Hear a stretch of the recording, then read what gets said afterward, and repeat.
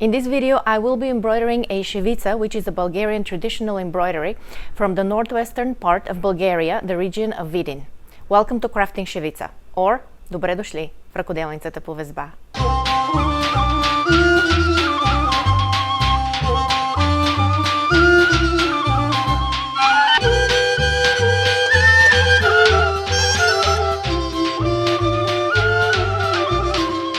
This particular Shevitsa is made of two alternating figures. One is red, one is black. In this video, I am embroidering the red figure, and there will be a part 2 in which I will be embroidering the black figure. This Shevitsa is made in cross stitch. I am beginning by securing the thread on the wrong side just by the stitches. In other words, there is no knot on the back. I'm embroidering on 28 count linen with 3-strand embroidery floss, which is usually referred to as 3/2, 3 strands of floss over 2 threads of fabric. I'm still learning to embroider for the camera, especially in such close-up. I guess I have stitch fright, camera fright. It's not as easy. I'm not in the best, most comfortable position to really see my needle and the fabric.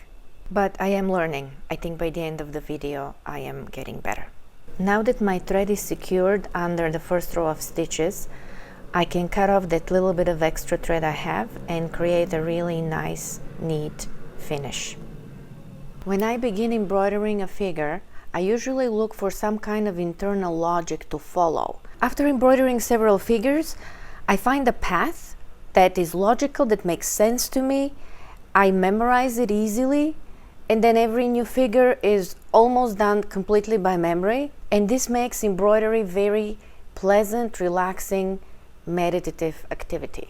In this case, I begin with the bottom left because I'm aligning it to the stuff I have embroidered below it. And then looking at the figure, it has this square in the middle of 4 cross stitches.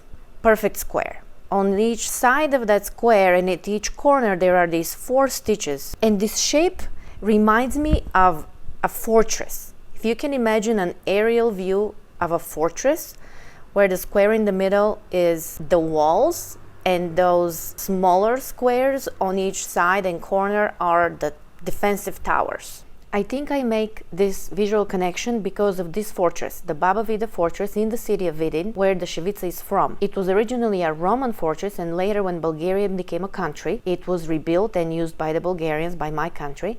Currently it is a museum, and it is also a wonderful summer performance venue. Vidin is my hometown, and when I was a child I used to spend a lot of time in this fortress. It didn't have the security it has now, and I remember climbing all kinds of places that now people are not allowed to climb.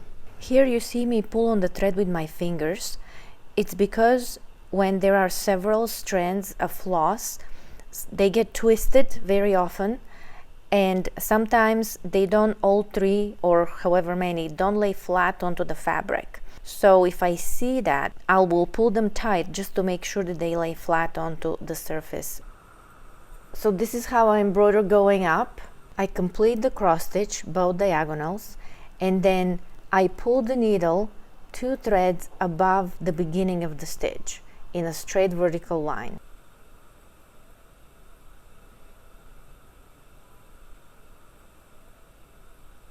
Normally I go left to right.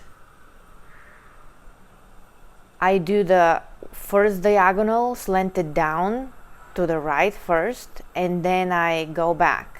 In this case, I have these 2 stitches to complete my square, and this is how I do that. I find that easy. I don't like going down. I do go down occasionally if I have to, but generally I prefer to keep the needle pointed up and to go bottom up. So which is why I did that. I went down and then just to go up.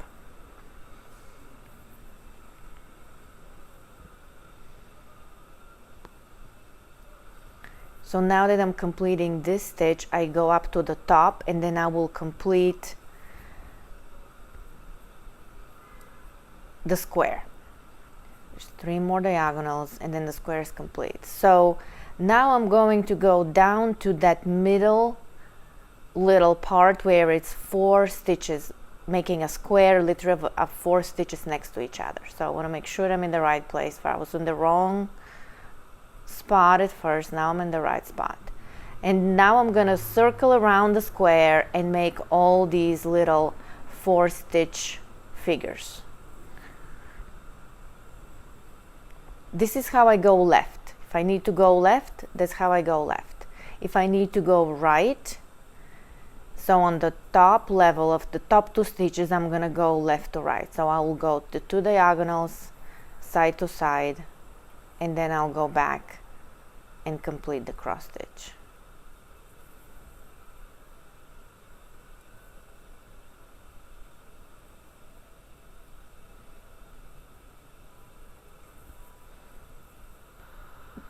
With the camera in my face, well, right above my head, it was kind of hard to count all the right. So I just want to make sure I count the exact 4 threads to go straight up. So I went all the way down and then brought the needle up again instead of doing it all in one motion. Naturally, I would prefer to do the down under the fabric and coming up of the needle all in one motion the way I'm doing it here.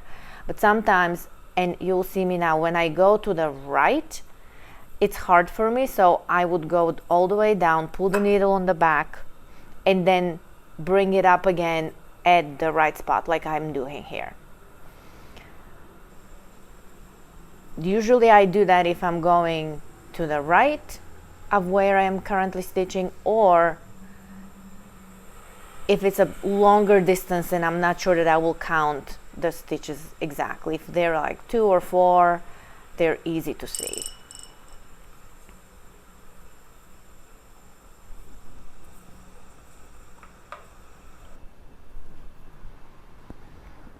And the same thing here. For this part, I sped up the video to double time because it is repetitive and you can clearly see what I'm doing. Bulgarian folklore embroidery is full of repetitive figures in different configuration, in different patterns, and I'm not aware if there was a specific way they had to be embroidered, a specific order. I know they had samplers in the villages, but it doesn't seem like there was something that every household had. My assumption is that they simply remembered the figures. It seems like they had the visual memory of a painter, and also it's a lot of mathematics because the figures are geometric and sometimes they turned 90 degrees, 180 degrees, mirror imaged.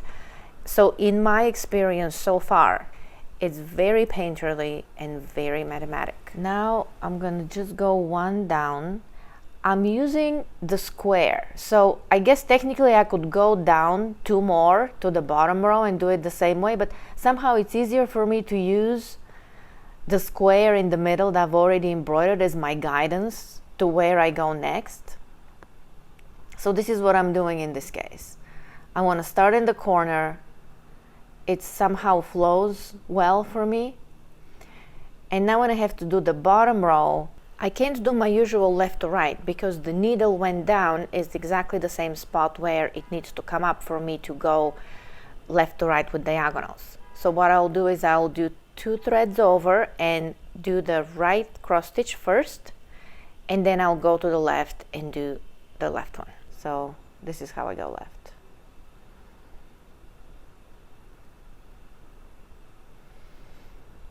And now I feel like the easiest way for me to go is simply to go 4 over and do the same thing on that very last square.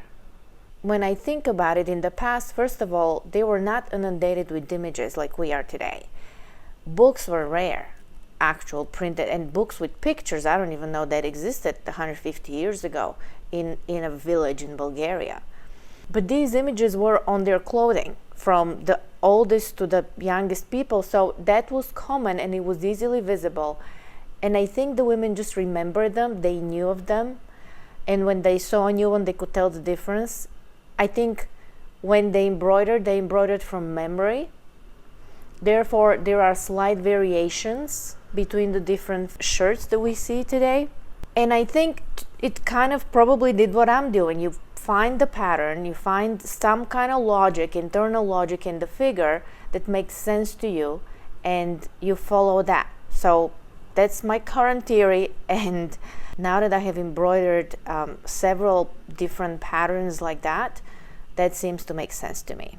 Okay, so I think you saw the thread came out of my needle. I'm at the end of my thread, and the edges of the 3 strands are not equal because of the twisting of the 3 strands.